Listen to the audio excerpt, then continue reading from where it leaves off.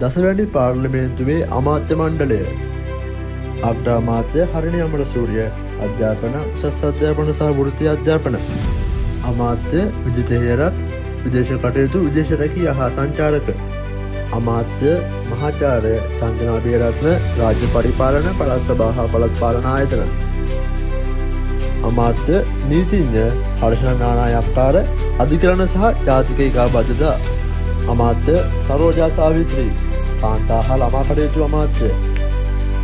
අමාත්‍ය ලාල්කාන්ත කෘෂිකර්ම පශු සම්පත් ඉඩම් හා වාරි මාර්ග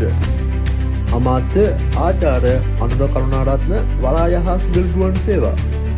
අමාත්‍ය රාමලිංගම් චන්දසේකරන් දීවර ජලජ හා සාගර සම්පත්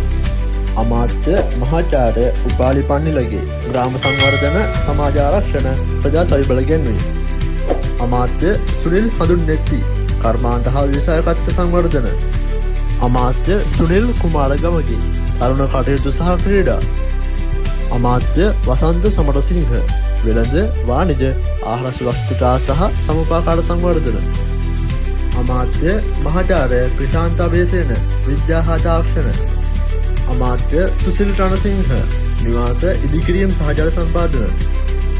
අමාත්‍ය ආචාර්ය සුනිල් සෙනවි බුද්ධ ශාසන ආගමික සහ සංස්කෘතික කටයුතු අමාත්‍ය සමන්ත විද්‍යාරත්න වැවිලි සහ ප්‍රජා යටිතල පහසුකම් මහාචාර්ය අනිල් ජයන්ත කම්කරු අමාත්‍ය ඉංජිනේරු කුමාර ජයකොඩි බලශක්ති අමාත්‍ය වෛද්‍ය ධම්මික පටබැඳී පරිසර අමාත්‍ය අමාත්‍ය ආනන්ද විජේපාල මහජන ආරක්ෂක හා පාර්ලිමේන්තු කටයුතු වෛද්‍ය නලින්ද ජයතිස්ස සෞඛ්‍ය හා ජනමාධ්‍ය අමාත්‍ය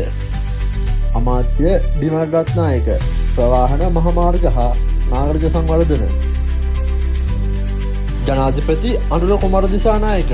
ආරක්ෂක අමාත්‍ය මුදල් සැලසුම් සහ ආර්ථික සංවර්ධන අමාත්‍ය ඩිජිටල් ආර්ථික අමාත්‍ය